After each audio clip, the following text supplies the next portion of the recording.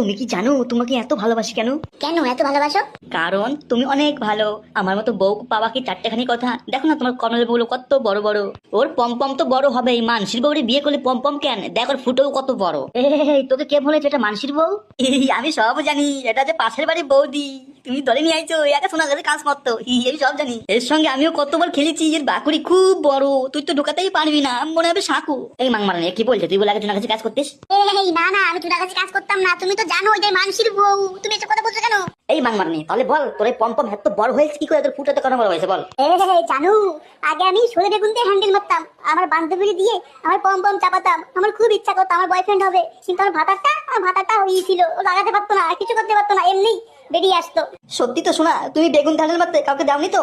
না শোনা, আমি তোমাকে দিয়ে শুরু করছি, আমি আগে পরে কাউকে দিয়ে খেলিনি, কারণ আমার খেলতে খুব ইচ্ছা করতো, ওই জন্য আমি বেগুন দিয়ে হ্যান্ডেল মারতাম, ওই জন্য গর্ত বড় হয়ে গিয়েছে।